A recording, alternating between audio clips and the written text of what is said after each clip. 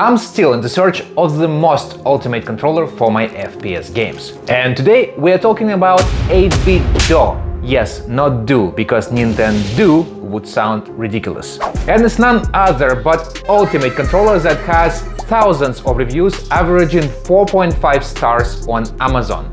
What really attracted me is onboard macro capabilities and turbo function. More on this a bit later in the video. Roman does consumer tips.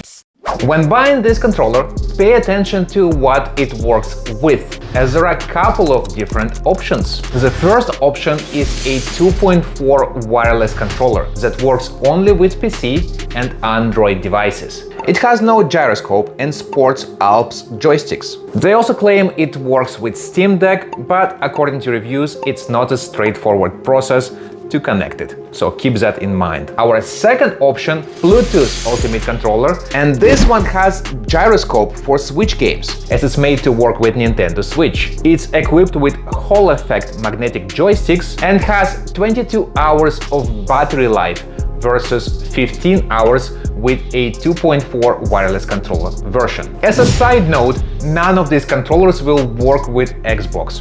I tried. So to avoid any confusion, please 8-bit do use the links in the description to get the right one. With that out of the way, let's see if 8-bit does any difference in my Fortnite. Let's talk about design. This even comes packed differently when you open them. The first thing you'll notice about 8-bit Do Ultimate Controller is its design. It's sleek, it's modern, and it's somewhat comfortable to hold as it has a very Xboxy shape. Yet it feels too square. Sometimes I feel like it's twisting my wrists inwards when holding it in front of me, especially when you compare it with standard Xbox controller. The controller is encased in two pieces of plastic, obviously, with textured grips on the reverse. Honestly, I find these grips to be thinner than what a standard Xbox controller has to offer, but about the same size as Switch Pro controller. Overall, this plastic is okay, but feels cheaper than what Xbox or Switch controllers have. And I don't care if the plastic feels cheaper or better, as long as it's durable, I'm okay with that. At the back you'll also find two back buttons that can be programmed, but only with additional software, so no remapping on the fly with this controller. And right between this you'll find a device switch. As you also noticed, it comes with a charging dock that also acts as a USB cable extension, because inside this dock you have a secret door at the bottom with a removable transmitter hidden inside. So dock works as a charger and as a transmitter, 2-in-1. Wow! A smart move 8-bit did here. As I already mentioned the batteries before, let's jump into joysticks, if you pick the right one. These aren't your average joysticks. They are Hall effect, which means they use magnets to track their position. So technically, there is no physical contact between the components inside, which in turn reduces wear and tear and virtually eliminates the risk of stick drift. Well, at least that's what they say. But in reality, there are quite a few reviews stating that they still managed to develop a drift or even stopped working completely after a couple of months of use. So go figure it out. But do these feel better than their original cousins with Alps sticks? The answer is depends. The major difference between Alps and Hall effect sticks is how easy it is to stick press them. Hall effect sticks feel soft and fluid,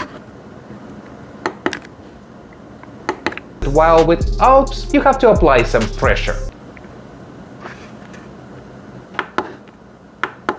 In terms of the overall motion, these two feel alike. But I have to admit, I find that these 8-bit Do Hall effect sticks feel better than standard Xbox controller or PS5 sticks. However, do I feel like I'm getting a competitive advantage versus my Thrustmaster eSwap controller with the same magnetic sticks? Or maybe against my Elite Series 2 controller with a tension adjustable sticks? Well, I can't say I 8-bit do get much advantage against those two. All I can say here is If you managed to grab the Alps variant of this controller, then please do yourself a favor and just return it.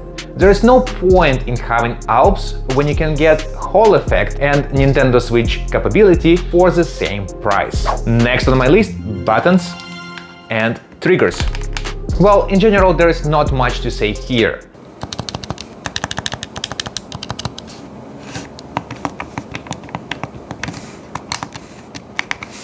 These are basic membrane buttons, and for the price range, there are better options with mechanical buttons in place. This GameSir controller is a great example of that.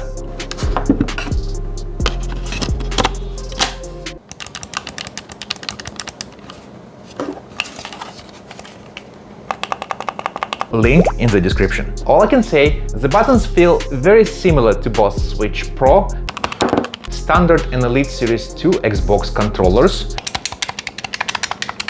and even PlayStation 5. Triggers and bumpers are also somewhat usual. One key difference against the standard Xbox controller is that you can adjust trigger activation ranges with the proprietary software. It's practically a soft version of a trigger locks. For my taste, however, I prefer the good old mechanical trigger locks on my controllers. Last but not least are the back buttons, and these are done well. I find it easy to reach and activate them. Next is software. This is where you are taking control to the next level. To really make it unique, you have to use the Ultimate software. Yep, I guess they ran out of name at this point, and software also was called Ultimate software for a Ultimate controller for that ultimate gameplay. The software is intuitive and easy to navigate, making it super simple to adapt your controller to your gaming style. Here you can remap buttons, adjust dead zones and input of your sticks, tweak vibration, and even set up macros for complex button sequences. Additionally, back buttons have a few extra remapping options. One that I like the most is called Hold, and it does what it says. You press any button and then press Hold. So now there is no need to hold that particular button with the primary key. Super useful when you're trying to demolish something or have to use repetitive action in your game. And let's stop at the macros for a second.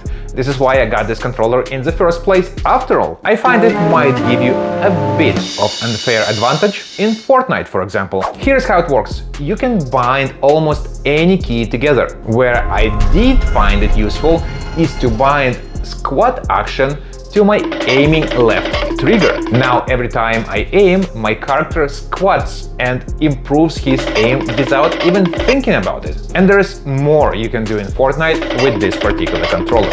However, there is no rapid fire function in macros. If you don't know what rapid fire is, it basically allows you to make a SMG out of your handgun, where by pressing button once, the software keeps spamming that button at ridiculous speeds. And that function is super popular with add-on softwares like Rewost. This is where turbo function comes into play. It's one of the unique features of the 8BitDo Ultimate controller. Turbo function allows you to hold down a button and have it continuously spammed. While it's not recommended for competitive play, it's considered cheating. It can be a fun feature to play around with a single-player games. This practically replaces any need for a rapid-fire macro. Handgun is a perfect example of where turbo is useful. No turbo, single shot per click.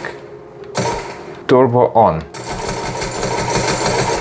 Shotgun, no turbo. One shot per click. Turbo on. It also becomes super dangerous when you are not used to it, especially in the beginning, or when handling larger weapons like cannons. And if that weapon has a hold and release function, good luck with that. Turbo off.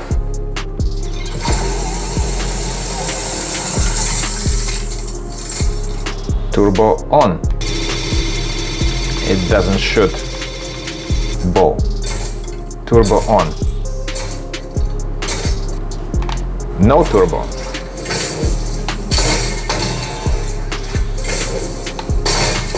This also messes up your ability to heal, as it keeps spamming the trigger. The solution for that was switching it off every time by deactivating it or switching the gaming profile. Luckily, this controller has 4 of them. So let's sum it up. Is 8BitDo Ultimate Controller worth it? In a word, yes. 8BitDo Ultimate Controller offers a level of customization, and the Hall Effect joysticks provide a level of precision that's hard to beat. Despite that it's somewhat comfortable to hold when compared to other controller forms, it offers a long battery life.